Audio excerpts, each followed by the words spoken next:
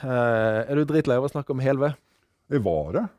Men nå tror jeg som det har gitt seg. Så jeg er klar for å prøve at. Først Det av alt, verste spørsmålet jeg fikk, det var, hadde du trodd at det skulle bli en sånn suksess? hvis jeg bare stryker den der. Fint. Nei, men hvis vi ikke spør om det da. Men hvis vi heller spør om, hva slags bok er dette? Er det en kulturstudie, eller er det historiebok, eller er det en bruksbok for de som har en vedovn? Jeg ville det skulle være en bok som de som kunne det ville like å lese. Og det er en veldig snål sjanger. Ja. Det er ikke altså how to for nybegynneren, det vil si det er det også. Men det var ikke det som var tanken da jeg skrev det. Jeg så for meg at jeg skulle, og jeg kom ikke til den ideen på dag 1, altså. Det var etter mange omskrivinger og kontakt med stoffet til jeg fant ut hvor jeg egentlig var for noe. Men jeg ville at det skulle være en bok som den ihuga vedhoggeren og fyreren ville like å lese. Men så oppdaget jeg at det går ikke an å skrive den boka med å prøve å formidle følelsen ved å gjøre det. Det må skje gjennom å beskrive arbeidet selv. Og dermed så snudde det seg og ble altså en bruksbok fra treet i skogen til osken i ovnen. Men gjennom lesinga så har jeg tårt skjønt da, så skjer det merkverdig i at man leser, og så vet man kanskje utmerket godt, og som at ja, dette stemmer, men da gir en hyggelig bekreftelsesfølelse. Man nikker og ja, riktig, ja. Det er jo viktig, det er veldig pedagogisk riktig gjort det da. Ja, det kan hende. Men det var ikke, det er en snodig leseropplevelse at,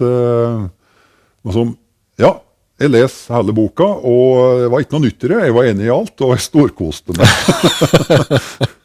Men det som ofte er oversett, altså som egentlig har vært oversett her i Norge, men som de har sett litt lesere i andre land, er formen som boka har. Fordi den er jo sett sammen med 3 forskjellige fortellermåter. For hvert kapittel begynner med en skjønnlitterær stil, og begynner med en ganske lyrisk beskrivelse av det temaet. Enten da er hogsten i skogen, stablinga eller kløyvinga og bruka av øks. Men hvert kapittel starter med det helt, men det varierer hvor lenge man kan skrive i den formen før det begynner å klinge hult, og før det er utbrukt. Og da glir teksta over til en mer essayistisk stil, som er dels litt kåserende, men henter inn mer historisk stoff, og knytter det til enten naturforståelsen eller erfaringen med det å bo i et av verdens kaldeste land, før det glir ut i en bruksstil. Og da skifter det over til den mer klassiske sakprosa-formen. Så dette går i 3 fortellermåter, og når kapitlet skifter, så begynner det på nytt. Da er man på ny gjennom de 3. Men det mønstret har jeg ikke sett, men var det noe som bare vokste frem av seg selv, eller? Ja, så det etterpå. At og det var nok gjort litt slik, fordi at jeg hadde arbeid som forlagsredaktør for oversatte bøker. Og i den engelske tradisjonen så begynner man støtt hvert kapittel veldig tydelig med en innledning som kan tillate seg å ha en litt annen språkform enn det andre. Men den bruken her til 3 fortellernivåer, det bare så jeg etterpå at slik ble det. Fordi at Jeg var inne i den formen, helt til den klang ut og begynte å låte dårlig, og så bare slo jeg over til å endte på sakprosa-formen til slutt. Ja. Så bare var at jeg så dette der bør gå, men jeg hadde jo ingen, for å svare på det spørsmålet som heldigvis ikke ble stilt, da, så hadde jeg ikke noe tro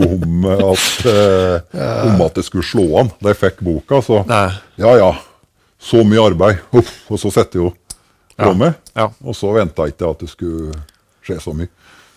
Men du har jo, en kan jo med en litt bred pensel si at du har på en måte blitt en slags gudfar for denne sjangeren i Norge, for det har jo kommet mange bøker som jeg i hvert fall opplever prøver å ikke kopiere suksessen, men som fisker den samme dammen, som tar noe som alle har et ganske tett forhold til, og så skriver en bok som bruker mange av grepene her. Sant? Den har HB av Torgrim Eggen om hjemmebrenningens historie og sjel, og så har en Måk snø, alt om snømåkingens redskaper i historie og sjel, og så har du Knyttet til hytta, som er som nordmenn og hytte. Alle de bøkene er jo fine vinduer inn i det særegent norske, som handler om å mestre naturen, og gjerne overvinne naturen, om mulig slå svenskene i samme klaps, men å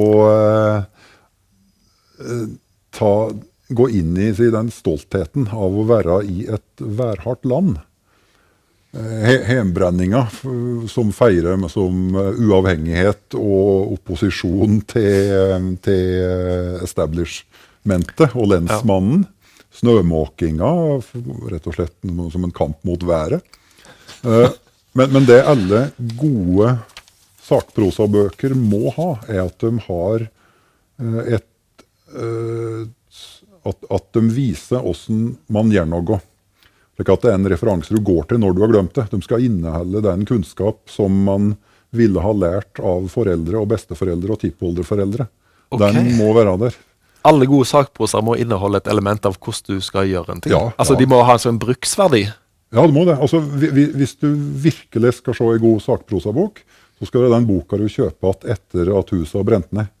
For at du må finne... Du har en fyrt feil hvis huset har brent ned. Ja, det har du gjort. Hva gikk galt? Nei, hvis du synes det, at dette her er så viktig, jeg må slå opp at i denne boka for å bli inspirert, eller for å finne ut hvordan det gjøres, da er det veldig god sakprosabok.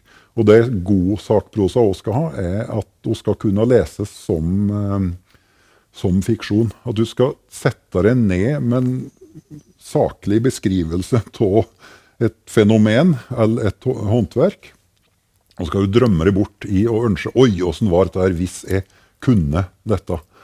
Et av de mest selde sakprosabøkene i Storbritannia for 30 år siden var en bok om å drive et hotell. Salget overgikk langt antall hotellverter i England, men folk likte å lese og drømme seg bort i den situasjonen at de var gjestgivere, og hvordan det skulle bli gjort på best mulig måte. Så det er altså å lese sakprosa som en fiksjonsdrøm, der du flytter selv inn i en verden en ukjent verden som du mestrer. Og det som gjør også at helvea selv i utlandet, det tror jeg er den samme mekanismen, men at det flyttes i enda sterkere grad. Altså boka er jo selv mye for eksempel i Nederland, der det finnes 6 trær, og så har de, men da er det drømmen om å være i dette her utilgjengelige landet Norge, i en temmerhytte, mens ulven og vinden uler utenfor. Og så er det da å være selvforsynt og greie seg. I dette så ligger det en hel masse fiksjon, og masse drømmer som tilsvarer ved lesninga av den sakprosaen, så tilsvarer å lese fiksjon, bare at du selv er hovedperson og kommer inn i den drømmen. Er du blitt tilbudt å skrive, eller fått foreslått å skrive andre bøker i denne sjangeren, etter denne her enorme suksessen? Ja, det har jeg. Hvor mange tilbud eller ideer in pitching har du fått? 10-12, tror jeg. Ja, tror jeg. Men du har på en måte lukket den døra der, er det sånn? Ja, ikke helt, men og jeg var litt grinet og motvillig, som jeg støtt det, da jeg skulle skrive hel ved. Ja, jeg har skjønt det. Ja, så så må overtales. Men da jeg har mest ikke noe tema som jeg virkelig synes at her kan jeg vise fram helt til bunns. Og som jeg faktisk klarer å lære meg noenlunde godt selv. At jeg klarer å lære meg hele temaet godt nok selv. Det har jeg ikke funnet enda. Men det viktigste grunnen var vel at jeg hadde jo da en idé til en stor roman som lå og trykket på meg mens jeg skrev hel ved. Ja.